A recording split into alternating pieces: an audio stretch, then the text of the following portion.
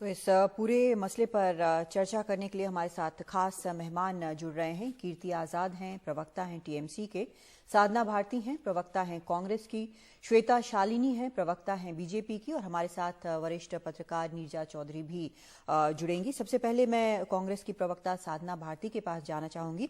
साधना भारती जी, काफी गंभीर मामला है। मणिपुर का तो मामला है ही, पूरा देश देख रहा है, पूरा देश परेशान है, शर्मनाक है, दिल दहलाने वाला है। लेकिन बाकी जगह के मामले इससे कम तो नहीं हो जाते हैं। फिर इसमें एक मंत्री को बाहर कर देना, ये कहीं ना कहीं अजीब लगता है।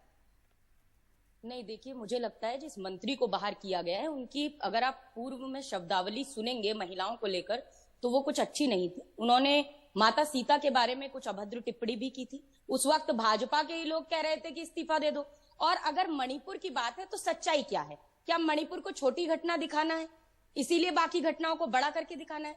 भाई ना यहाँ बड़ी छोटी की बात नहीं साधना जी, एक सेकेंड। बड़ी छोटी की बात मैं बिल्कुल नहीं कर रही हूँ। मैं कह रही हूँ कि बहुत बड़ी घटना है। मैं एक स्पेसिफिक पूछ रही हूँ कि आखिर इस मंत्री को क्या ये कहने के लिए निकाला गया कि अपने राज्य के हालात जो हैं उन पर भी नजर डालना चाहिए, क्योंकि ये तो जिम्मेदारी है ना फिर। नहीं, देखिए, उनकी किसी एक घटना के लिए नहीं। मैंने बताया जिस तरह से महिलाओं पर लगातार अभद्र टिप्पणी वो करते रहे हैं, उसके लेकर भाजपा ने खुद उनका इस्तीफा मांगा था। भाई हमने तो वो करके दिखाया है कि अगर कोई गलत बोलता नहीं है तो जो पहले उन्होंने टिप्पणी की थी साधना जी, जो पहले टिप्पणी की थी कब की थी, तो उस वक्त क्यों नहीं निकाला गया?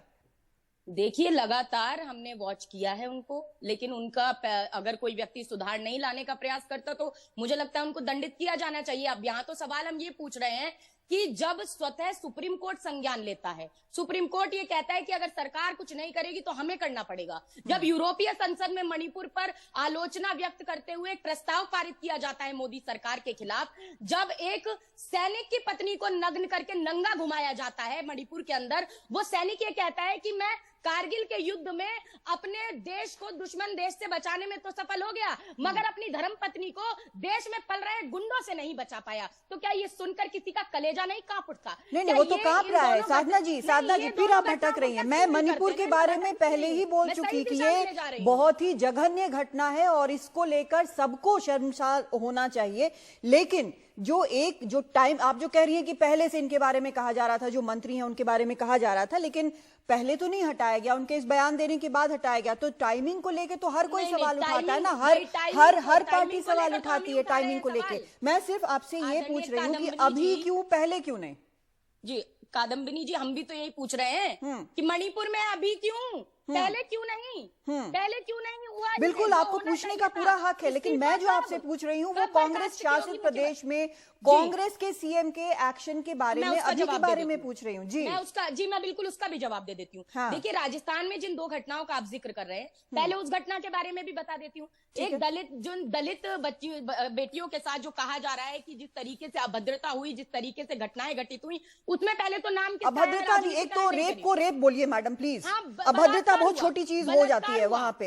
हाँ, तो यही कह रही हूँ, छोटी और बड़ी चीज में अंतर समझना पड़ेगा कि बलात्कार हुआ। जब बलात्कार हुआ तो उन बलात्कारियों को 24 घंटे में न सिर्फ एफआईआर दर्ज हुई, सबको गिरफ्तार किया गया। जो एबीवीपी के कार्यकर्ता निकले, भाजपा के वो लोग जो बलात्कार में शामिल हुए, ये भाजपा क्या सवाल पूछेगी? जो राम रहीम को 7 बार पैरोल पे छुड़वाती है, तो कुलदीप सेंगर पे आज तक माफी नहीं मांग पाती है। तो आपका कहना है कि राजस्थान में जो हुआ उस पे फौरन कार्रवाई हुई। चलिए, मैं अब कीर्ति आजाद जी के पास जाना चाहती हूँ। कीर्ति आजाद जी, टीएमसी पर भी गंभीर आरोप लगे हैं। वहां भी ये कहा गया है कि महिलाओं पर बेहद ज्यादा अत्याचार हो रहे हैं, उनके साथ मॉलेस्टेशन हुआ है, ये बीजेपी का आरोप है, लेकिन उस पर कार्रवाई नहीं हुई है। दो घटनाओं के बारे में आपने अभी चर्चा की जी। एक घटना थी जिसमें कि 2 महिलाओं को चोरी करते हुए पकड़ा था और वहां के स्थानीय लोगों ने उनको पकड़ करके पीटा था। दोनों गलत है, चोरी करना भी गलत है और पीटना भी गलत है। उनको सीधा पुलिस के हाथ में पकड़ाना चाहिए था। वह एक बहुत बड़ी गलती वहां हुई थी। दूसरा, आपने बताया कि एक महिला ने कहा कि वह पोलिंग स्टेशन पर गई थी और उनके साथ अभद्र व्यवहार हुआ। जी। आपको तो मालूम ही है कि सेंट्रल आर्म पुलिस फोर्स लगे हुए थे और हर पोलिंग स्टेशन पर वो फोर्स थी, हर पोलिंग स्टेशन पर मीडिया की प्रेजेंस थी। और जब उनका 13 तारीख को उन्होंने शिकायत लगाई, 24 घंटे के अंदर उनके एफआईआर को दर्ज किया गया, सीसीटीवी को खंगाला गया, न तो किसी मीडिया में कोई बात आई, न सेंट्रल आर्म्ड पुलिस फोर्स ने ऐसी कोई चीज पकड़ी, और नहीं हमें सीसीटीवी में दिखा, नहीं हमें मीडिया में दिखा। यह बात उनसे फिर पुलिस गई और कहा 164 में आप बयान दीजिए। उन्होंने 164 में बयान देने से मना किया।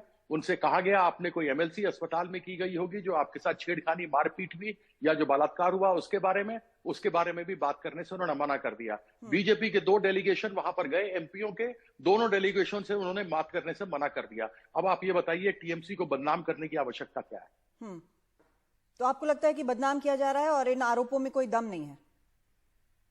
आपके सामने मैंने कहा ये सारे उल्लेख पुलिस ने अपने जिस समय उन्होंने अपना बयान दिया है, प्रेस कॉन्फ्रेंस किया, उसमें बताया है।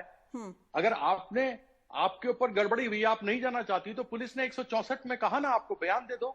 आपने अस्पताल में जाकर एमएलसी कराई होगी तो वह दे दो।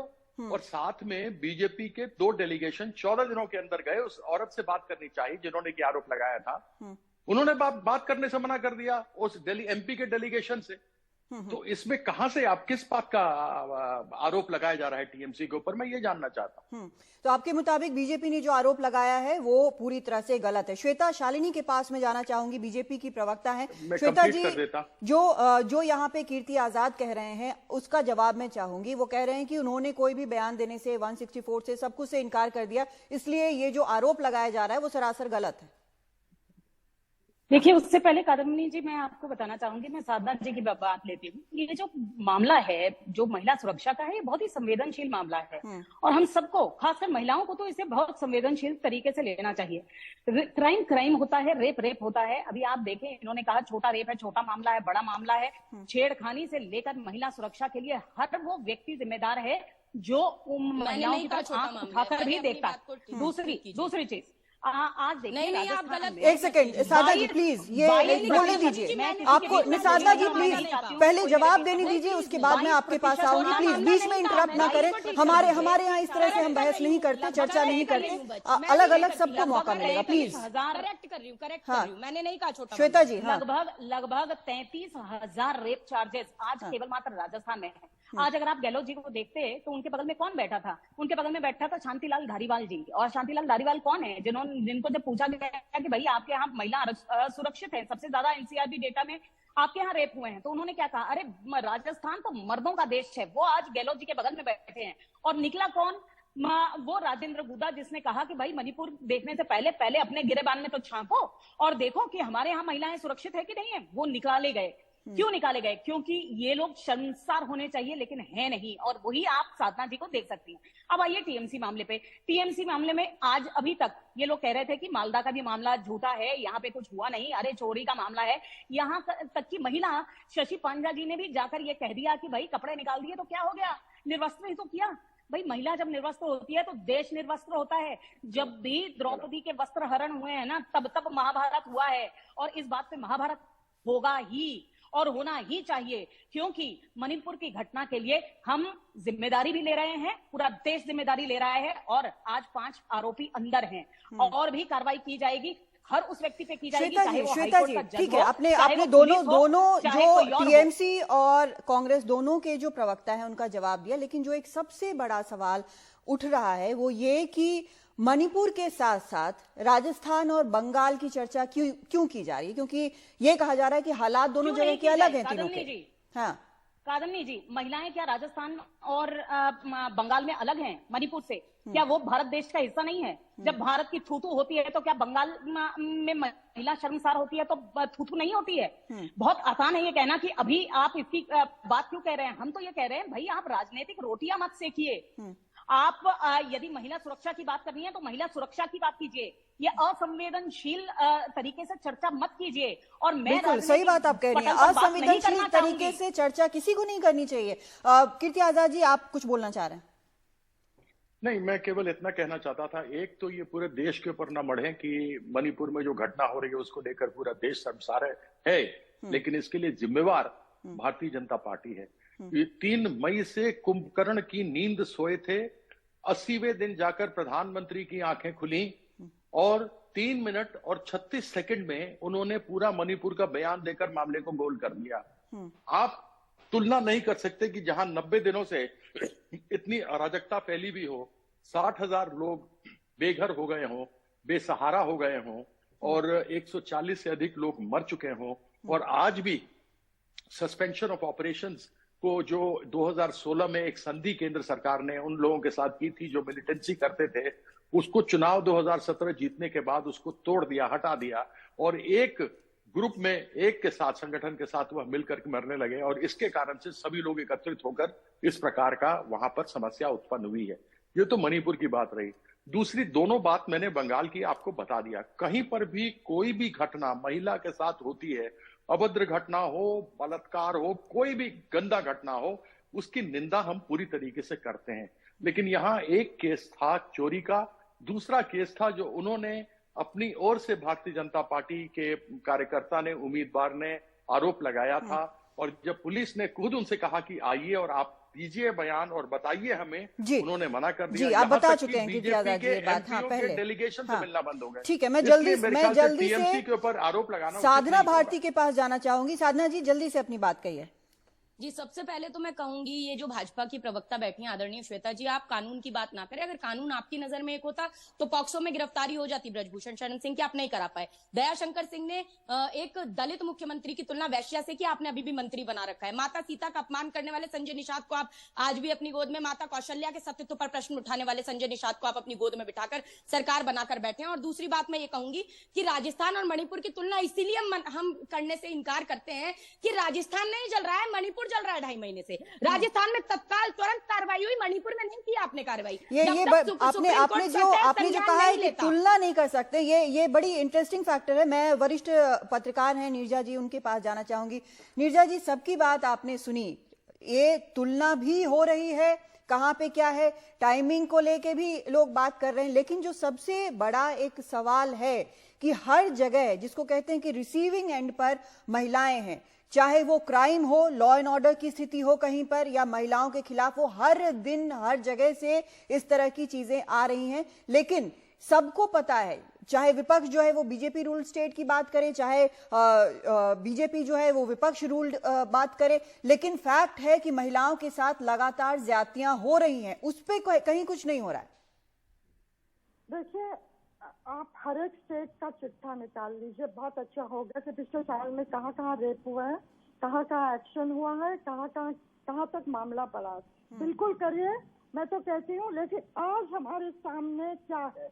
आज हमारे सामने मणिपुर है, ज्वलंत समस्या मणिपुर है। यहाँ एथनिक क्लैशेस हुए हैं और जो वीडियो वायरल हुआ है ना, उसको देख के आप सोचते हो कि आप सच में हम 2023 के हिंदुस्तान में जी रहे हैं।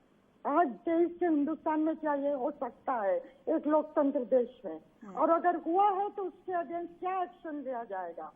मैं तो बोलती हूँ कि जो हमने देखा है वो probably tip of the iceberg है, पूरी कहानी तो अभी खुल के आई नहीं है।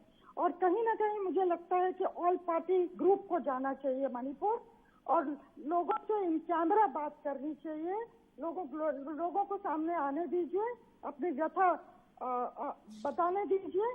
हमारा पूरा जो हुआ है मणिपुर में अभी देश के सामने नहीं आया है और ये तो बिल्कुल सही है कि इससे पूरा देश एकदम, जिसमें जैसे कहते हैं गुस्सा भी है और पीड़ा भी है और एक हेल्पलेसनेस है कि ये हो रहा है और हम कुछ कर नहीं पा रहे हैं।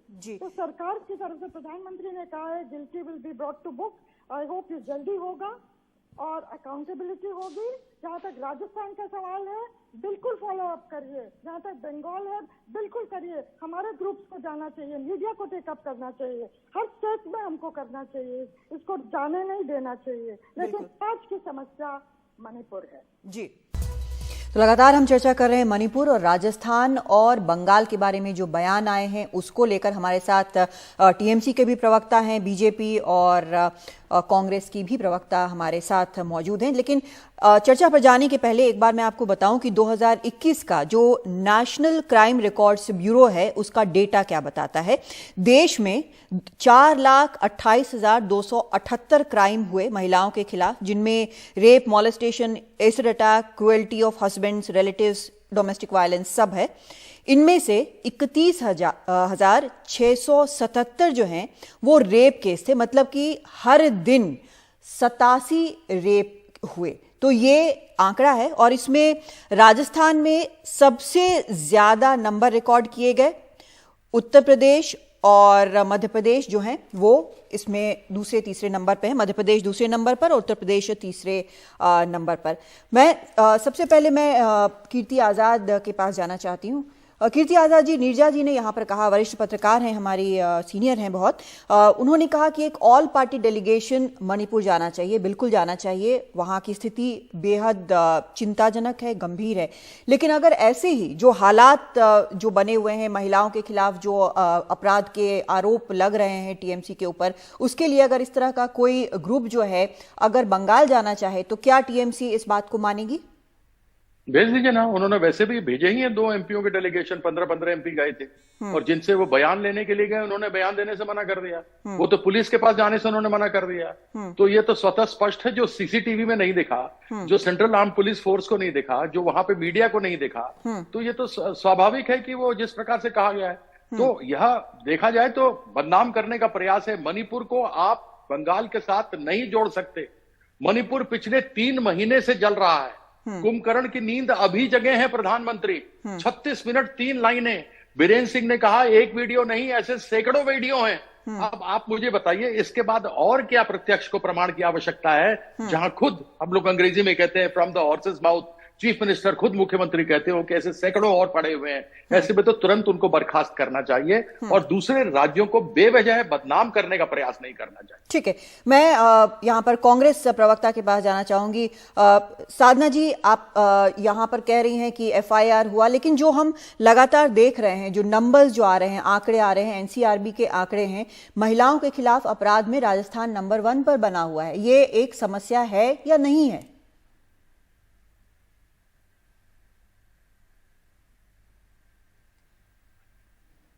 साधना जी, आपने खुद को म्यूट कर रखा है, आप अनम्यूट करिए खुद को पहले। अभी आवाज आ रही है मेरी? हाँ, अभी आई। देखिए, मैं बिल्कुल ये कह रही हूँ कि राज्य चाहे राजस्थान हो, कहीं पर भी ऐसा लगता ही नहीं आज महिलाएं सुरक्षित हैं। कोई कहीं से खबर निकल कर आती है। इसमें भाजपा कांग्रेस की भी बात मैं नहीं कर रही हूँ। हाँ। इसमें एक महिला होने के नाते और कांग्रेस की राष्ट्रीय प्रवक्ता के साथ साथ एक बेटी होने के नाते मैं ये बात कह रही हूँ। हाँ। लेकिन सवाल ये है कि जिस तरीके से घटनाओं को जोड़ने का प्रयास किया जा रहा है, हाँ। जिस तरीके से बताने का प्रयास किया जा रहा है भाई मणिपुर के अंदर हुआ है, ये तो राजस्थान में, तो वहां एक्शन भी हुआ और राजस्थान में 2.5 महीने से नहीं चल रहा। हमने इतना इंतजार नहीं कराया। ऐसा क्यों है कि स्वतः संज्ञान जब सुप्रीम कोर्ट लेता है, हाँ। 1 मिनट में बात खत्म करूंगी, स्वतः संज्ञान लेने के बाद क्यों प्रधानमंत्री जी जाकर, ठीक है, ये आप बोल चुकी हैं, हमारे पास वक्त कम है, हम बीजेपी की प्रवक्ता के पास जाना चाहेंगे। श्वेता शालिनी जी, आखिरी कमेंट आपका। देखिए गौतमी जी, आपने भी डेटा दिया और बहुत लोग यहाँ डेटा दे रहे हैं, मैं एक डेटा देना चाहूंगी। ये जो एथनिक वायलेंस है, ये मणिपुर में कांग्रेस की ही देन है। 2004 से लेकर 2013 तक लगभग 4763 इंसर्जेंसी के मामले तय किए गए। 2014 से अभी तक लेकर केवल मात्र 1600 इंसर्जेंसी के मामले हैं। 5 मार्च 1966 में कांग्रेस ने तो मणिपुर पर बॉम्ब तक डाल दिए थे। आज जो साधना जी आपसे बात कर रही हैं, उसी में आप इनसे पूछिए कोटा में। श्वेता जी, वक्त मेरे पास नहीं बचा है। आप जो कह रही हैं एथनिक वायलेंस की बात, ये काफी लंबी बात है, लेकिन अभी जो हो रहा है वो बेहद गंभीर वाकया जो हुआ है। और इसमें मैं सिर्फ ये कहना चाहती हूँ कि जो ये पार्टियों का ये जो पूरा चल रहा है आरोप प्रत्यारोप का, वो मसला भी अपने आप में गंभीर है। एक भी पार्टी जो है या एक भी राज्य है, वो इस तरह से नहीं होना चाहिए कि भाई मेरी कमीज तुम्हारी कमीज से कम मैली है कि आप कहें कि मेरी कमीज बिल्कुल साफ है, बिना दाग के है। नीरजा जी, आपका आखिरी कमेंट।